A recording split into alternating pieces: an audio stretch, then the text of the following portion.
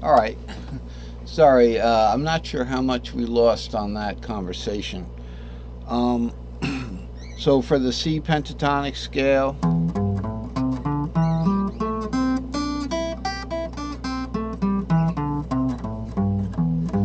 all right, and you know that's built from the low part is the S2L, and then you go into this S3S stack 3 short, okay, warp 1 over, then we just go back to the 3-4-5, all right, to the A position, which is the A position of C, starting on the G, which is the fifth of which is the fifth. In other words, if you played an A down here on your fret nut, an open A, the E would become the fifth of that A. So from the G, the G is the fifth of C. So that's why the A shape C starts on the G here, like that. And that's what's going on here. Okay? So I think we've kind of like got to the end of the diving board here. So that's what's going on with this particular chart. Okay? And this the name of this chart is horizontal pattern movement. Okay, so how's that? How's that? What I wanted up here, was I was always looking to see how I was going to move my pattern horizontally. All right. So say you got a pattern S2L here and an S3S here.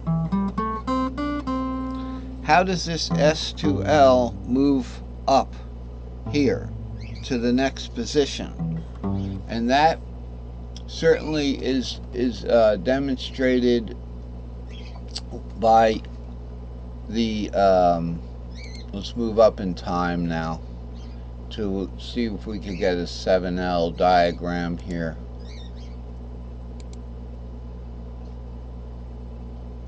Here's one. Here's one. Okay, so this is the 7L diagram here. So that we had our S2L right here, that was the bottom part of the C in the caged, the first position.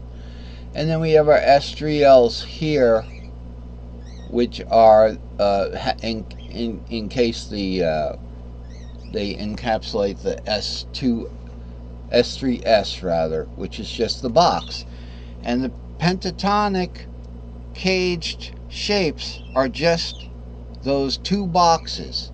All right, those two boxes right here and right here, stacked on top of each other again and again and again, put through the tuning warp.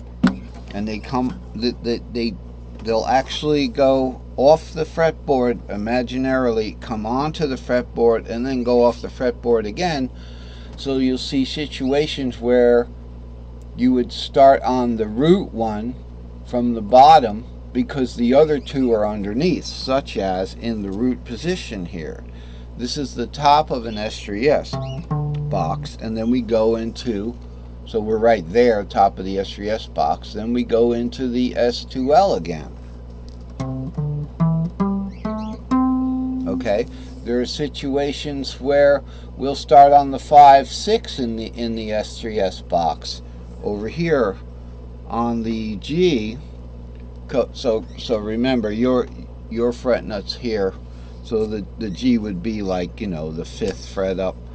You would start middle, top of the S3S, and then start the S2L, okay, like that.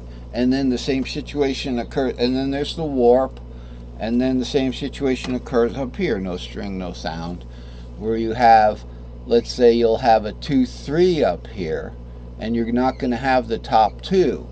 So where's the 2-3 up here is up here. It's up here. In the D shape.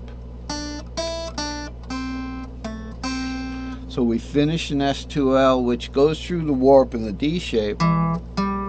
Warp. And then, so we're done with that S2L on the root there, and then we go to the 2-3 again.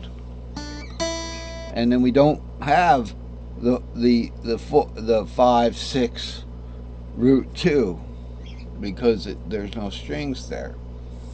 So that's all it is just these two boxes here that are put together to form the pentatonic scales there. Now for horizontal movement, here's the two boxes. I guess I'm going to have to draw a little bit here. Here is the S2L, excuse me.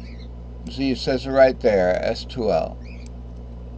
And then here's the S3S, but it says S3L because the 7 and the 4 are included, so I consider that the S3L. S3L, not S3S. Okay?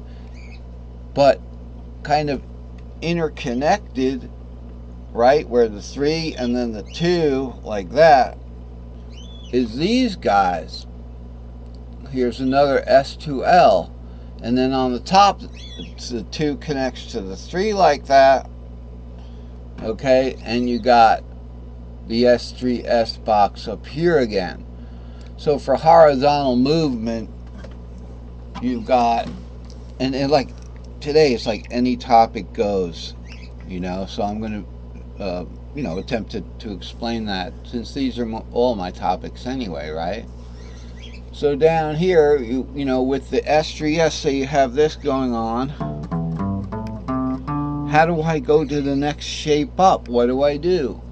All right, well, in the case of the S3S, the 2-3 goes right into the 3-5. So it'd be like that. All right? All right, I took a short break there. To do some thinking about horizontal movement in the case of this chart.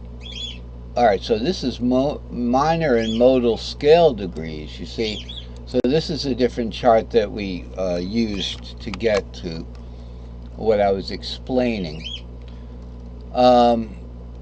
If I go back a couple of charts here so we can get back to where we were. On horizontal movement, now what do we got over here? We got an S4L goes into these two. Okay, this is in horizontal movement. Now I'm just going to be explaining the charts. So what I was talking about horizontal movement back then was in the 7L. If you have that 7L diagram, you have an S2L on the bottom, and then that goes into an S3S on the top. You know, and on up from the warp, and then horizontally you can move over to the S3S. Okay, and that is the next position up. Now the reason why that sounded wrong